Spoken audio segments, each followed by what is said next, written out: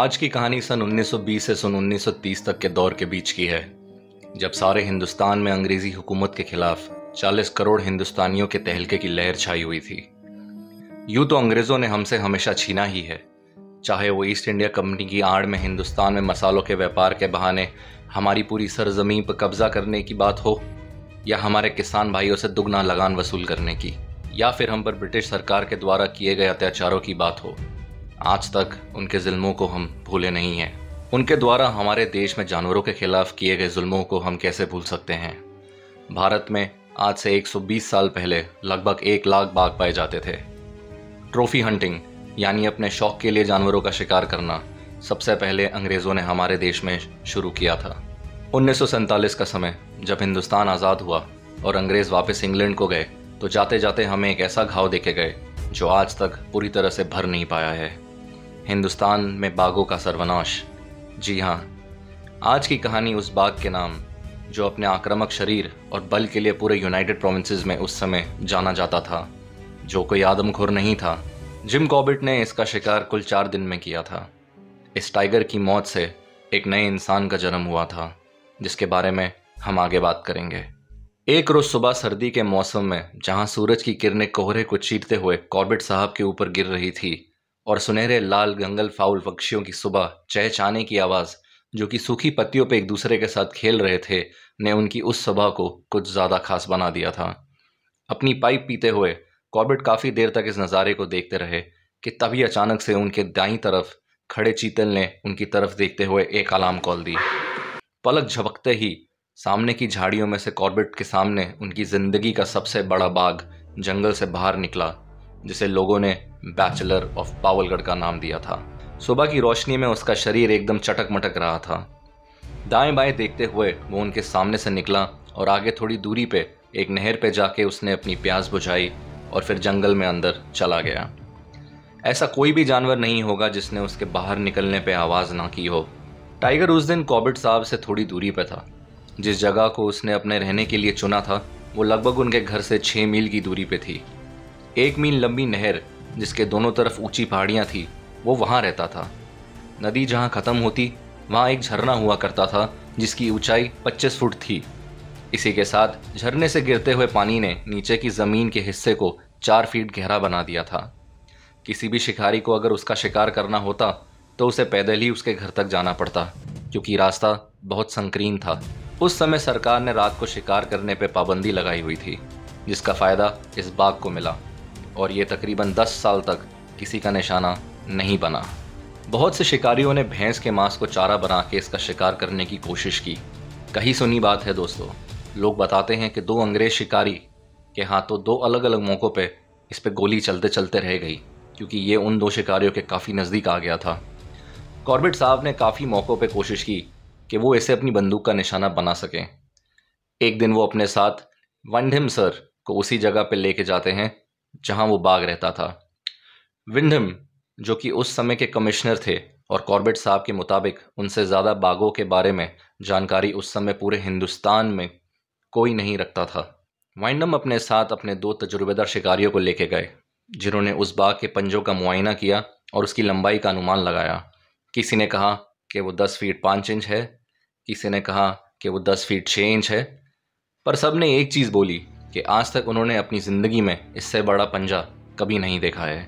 जी हाँ दोस्तों, ये कॉर्बेट साहब की ज़िंदगी का सबसे बड़ा टाइगर था, जिसका उन्होंने साल 1930 में शिकार किया था।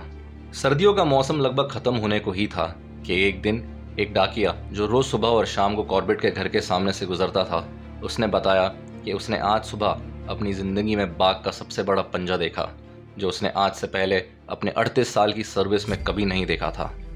साथ ही बताया कि बाघ पश्चिम की ओर से आया और 200 गज सीधा चलने के बाद पूर्व दिशा में चला गया, जिसका रास्ता एक बादाम के पेड़ से सटा हुआ है। ये पेड़ कॉर्बेट साहब के घर से 2 मील की दूरी पर था, जिसे एक सीमाचीन यानी लैंडमार्क का दर्जा दिया गया था। इस रास्ते पे अधिकतर मवेशियों का आना जाना होता था, क्योंकि एक तो ये घने जंगल में है और यहाँ काफ़ी हरी घास काफ़ी अच्छी मात्रा में मिलती थी। अगली सुबह कॉर्बेट साहब अपने कुत्ते रॉबिन के साथ बाघ की खोज में निकलते हैं। वो सबसे पहले उसी बादाम के पेड़ से होते हुए उसी रास्ते पे जाते हैं जहां मवेशियों का आना जाना था। उन्हें शक था कि वो उसे वहां ज़रूर पाएंगे, रॉबिन शुरुआत से ही समझ गया था कि उसका मालिक आज किसी बड़ी चीज की खोज में है। आसपास के हिरन उन दोनों को देख के चौकन्ने हो गए। जैसे ही वो रास्ता शुरू होता है, रॉबिन जमीन पर पड़े पत्थरों को सूंघते हुए कॉर्बेट को एक जगह पे ले जाता है जहाँ की मिट्टी चिकनी होती है। कॉर्बेट समझ गए थे कि रॉबिन ने बाघ की गंध को पकड़ लिया है। थोड़ी आगे जाके रॉबिन उन्हें उस बाघ के पंजों के निशान जो बिल्कुल ताज़े थे वहां तक पहुंचा देता है। कॉर्बेट जान गए थे कि वो सही दिशा में जा रहे हैं। आगे खुला मैदान आने से पहले 300 गज की चढ़ाई थी। उनका मानना था कि अगर बाघ ने इसी रास्ते को चुना है तो वो उन्हें आगे खुले में ज़रूर दिखेगा। जैसे ही उन्होंने 50 गज की दूरी तय की, अचानक से रॉबिन रुक गया और अपने बाईं तरफ की घास को सूंघने लगा और उसके अंदर चला गया, जो 2 फीट लंबी थी। घास के अंत में एक भारंगी का पेड़ था जिसकी लंबाई 5 फीट होती है। इसे बाघ और हिरन बेहद पसंद करते हैं क्योंकि ये उन्हें छाया प्रदान करता है। पेड़ पे पहुंच के रॉबिन आगे कुछ देख नहीं पा रहा था क्योंकि घास काफ़ी ऊंची थी। कॉर्बेट साहब ने रॉबिन को अपने हाथों में उठाया और घास के अंदर प्रवेश किया। धीमे कदमों से वो उसे लेके आधा रास्ता तय करते हैं कि एकदम से झाड़ियां हिलने लग जाती हैं। उन्हें लगा कि टाइगर उनके सामने है, पर ऐसा नहीं हुआ। उन्होंने रॉबिन को नीचे रखा और रॉबिन एक बार उन्हें फिर से संकेत देते हुए एक पहाड़ी रास्ते की ओर ले गया जिसके अंत में काफ़ी गुफाएं थी जिन्हें बाघ अपने रहने के लिए इस्तेमाल करते थे। क्योंकि सुबह नाश्ते का समय था और उनके पास ज़्यादा कारतूस भी नहीं थे कि अगर बाघ उनके नज़दीक आ जाए तो वो उसे ढेर कर सके, इसलिए वो वापस घर को चल दिए। सुबह का नाश्ता खत्म करने के बाद एक बार फिर कॉर्बेट अपनी .450 राइफल के साथ इस बार अकेले वापस उसी जगह पे जाते हैं। अचानक से उन्हें एक भैंस के गले में बंधी घंटी के साथ एक आदमी के चिल्लाने की आवाज़ भी सुनाई देती है। ये आवाज़ें सामने वाले पहाड़ की चोटी से आ रही थी। ऊपर पहुंच के उन्होंने देखा कि एक आदमी पेड़ पे चढ़ा हुआ है और अपनी कुल्हाड़ी से ऊपर से किसी चीज़ को भगाने की कोशिश कर रहा है। जैसे ही उसने कॉर्बेट साहब को वहां देखा तो उसकी जान में जान आ गई। उसने बताया कि उसने एक बाघ को देखा जो कि एक ऊंट के जितना बड़ा था। जान बचा ली आपने मेरी और मेरे मवेशियों की साहिब। उस शैतान से साहिब जो हमें काफ़ी देर से अपनी खुराक बनाना चाहता था। कॉर्बेट को पता चल गया कि यह आदमी उनके और रॉबिन के घर वापस जाने के बाद वहां आया था और उसने उस बाघ को देखा। इस आदमी को कॉर्बेट पहले से जानते थे क्योंकि वो एक ज़माने में तस्कर रह चुका था और अभी गांव के मुखिया से झगड़ा करने पे उसे गांव से बाहर निकाल दिया गया था। अब उस आदमी ने कॉर्बेट साहब से गुजारिश की कि वो उसे और उसके मवेशियों को सुरक्षितली उसके घर तक पहुंचा दे। कॉर्बेट उसे आश्वासन देते हुए उसके पीछे घर तक चलने लगे। तकरीबन आधा रास्ता तय करने पे उन्हें बाघ की दहाड़ने की आवाज़ सुनाई दी। यूँ तो कॉर्बेट शिकार से ज़्यादा जानवरों की तस्वीरें लेना ज़्यादा पसंद करते थे, लेकिन इस बार अपने दोस्त से अलविदा लेते समय उनके दोस्त ने उनसे उस बाघ को मारने की दरखास्त करी जो प्रतिरोज एक भैंस को खाने की क्षमता रखता था। कॉर्बेट ने अपने दोस्त से वादा किया और चल पड़े उसकी खोज में। दोपहर के 3 बज गए थे और वो एक जगह पे धूप का आनंद लेने के लिए बैठ गए और सोचा कि थोड़ी देर के लिए आंखें बंद कर लेता हूँ। इतने में उन्हें बाघ की आवाज़ सुनाई दी। बाघ अब बार बार बोल रहा था। आवाज़ों को पहचानते हुए कॉर्बेट समझ गए थे कि ये बाघ किसी बाघिन की तलाश में बाहर निकला है। जहाँ वो बैठे थे उसी की 2 कदम की दूरी पे एक रास्ता था जो सीधा उस दिशा में जा रहा था जहाँ से वो बाघ आवाज़ दे रहा था। पहाड़ी रास्ता और लंबी घास होने की वजह से और रॉबिन का उनके साथ वहाँ ना मौजूद होना, वो चाह कर भी बाघ को वहाँ देख नहीं पाते। उन्होंने सोचा कि क्यों ना वो उनकी तलाश में बाहर आए और तब वो उसका शिकार करें। वो एक पेड़ के ऊपर चले गए और उन्होंने बाघ की तरह 3 बार आवाज़ निकाली, जिसे तुरंत सुनते ही बाघ ने उन्हें जवाब दिया। बाघ ने उनकी आवाज़ को सुन लिया था और अब वो उनकी दिशा में तेज़ी से आगे बढ़ रहा था। कॉर्बेट जल्दी से नीचे उतरे और एक महफूज सी जगह ढूंढने लगे जहाँ पे वो बैठ के निशाना लगा सकें। वो झाड़ियों के बीच एक खाली ज़मीन पे लेट गए जहाँ से उन्हें लगभग 50 गज का साफ रास्ता दिखाई दे रहा था। उन्होंने सोच लिया था कि जैसे ही बाघ उन्हें उस रास्ते पे दिखेगा वो उस पर गोली चला देंगे। अब इंतज़ार का समय। इस वक्त इंतज़ार करने के दौरान उन्होंने एक बार भी टाइगर की आवाज़ नहीं निकाली, लेकिन अब बहुत ही धीमी आवाज़ में उन्होंने उसे आवाज़ लगाई जिसका जवाब उसने एकदम से कुछ 100 गज की दूरी से दिया। अनुमान लगाते हुए उन्होंने सोचा कि ये बाघ तकरीबन 80 सेकंड में इस रास्ते पे बाहर निकलेगा। जैसे ही उन्होंने 80 तक गिनना शुरू किया, उनकी दाईं ओर जो झाड़ी थी जो उनसे सिर्फ 10 गज की दूरी पे थी, उन्होंने वहां से एक विशाल बाघ के सिर को झाड़ी से ऊपर उठते देखा। बंदूक को घुमाते हुए कॉर्बेट साहब ने ठीक उसकी दाहिनी आंख से 1 इंच नीचे फायर किया। बाघ को जैसे ही गोली लगी, वो जोर से पीछे की ओर हवा में उड़ते हुए एक पेड़ को जा लगा। दर्द के मारे एक के बाद एक वो जोरों से दहाड़ने लगा। कॉर्बेट उस समय काफी डर गए थे और चुपचाप अपनी जगह पे लेट गए और बिना हिले डुले उसके मरने का इंतजार कर रहे थे। कॉर्बेट साहब लगभग आधे घंटे से उन्हीं झाड़ियों में पसीने में लथपथ लेटे हुए थे और अपनी बाईं हाथ की उंगली को ट्रिगर पर रखा हुआ था। आखिर में झाड़ियों का हिलना बंद हुआ जिसके अंदर वो बाघ बैठा हुआ था और उसके गुर्राने की आवाज भी बंद हो चुकी थी।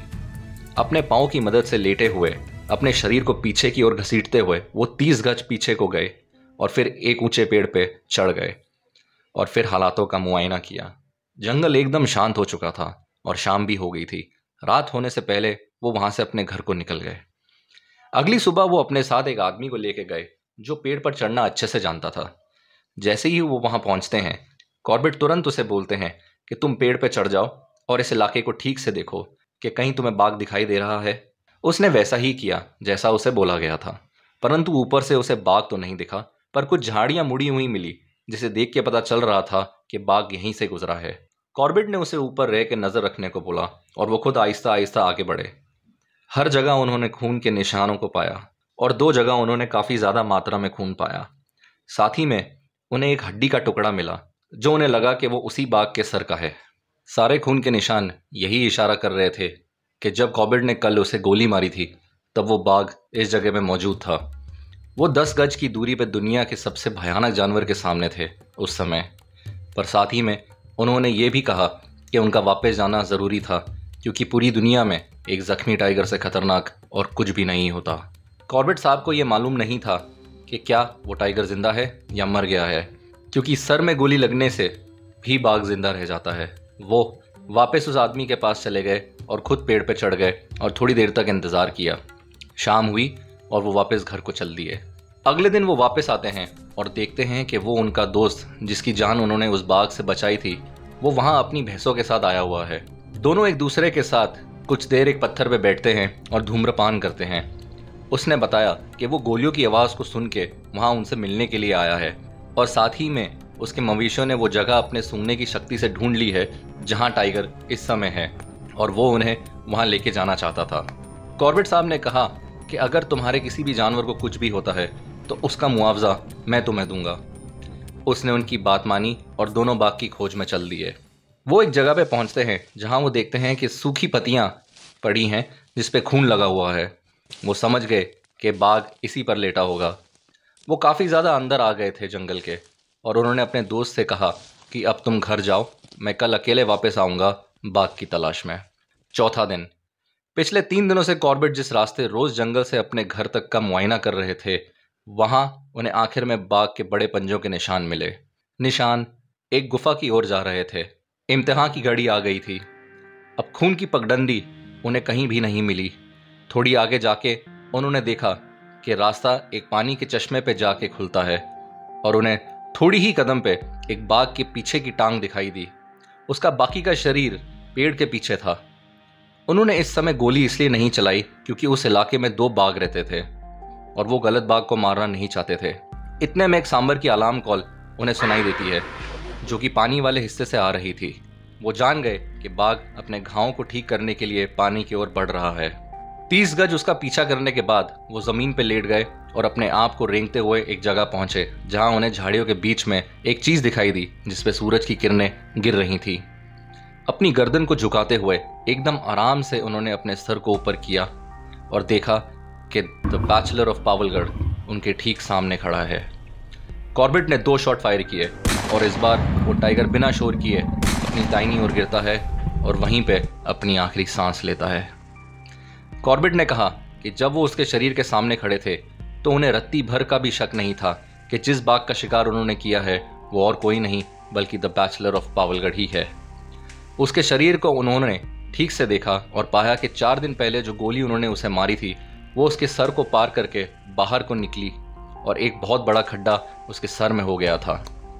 कॉर्बेट अपने घर को वापस निकले, गांव वालों और अपनी बहन मैगी को ये खबर देने के लिए कि उन्होंने उस दौर के सबसे बड़े बाघ का खात्मा आखिर में कर दिया है। वो वापस अपने साथ रॉबिन, मैगी और गांव के 25 लोगों को लेके आते हैं। उसे रस्सियों से बांस के डंडों से बांधने से पहले कॉर्बेट साहब और उनकी बहन उस बाघ की लंबाई को नापते हैं। अब तक जिसने भी इस बाग की लंबाई के बारे में बताया था उन सभी का अनुमान सही था उसकी लंबाई को लेके। बाग 10 फीट 6 इंच का था। इतिहास के पन्नों में यह gym Edward James Corbett sir की जिंदगी का सबसे बड़ा टाइगर था, जो आदमखोर ना होते हुए भी उनकी बंदूक का निशाना बना सिर्फ अपने आक्रामक साइज की वजह से। पूरे यूनाइटेड प्रोविंस में आज तक कभी भी इतने बड़े बाघ को नहीं देखा गया था।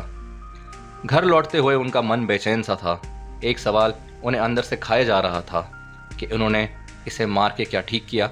जिम कॉर्बेट ने उस दिन कसम खा ली कि वो बंदूक आज के बाद कभी नहीं छुएंगे और बाघों के संरक्षण में अपना बाकी का जीवन समर्पित कर देंगे। ऐसे एक मशहूर शिकारी एक संरक्षणवादी में बदल गया।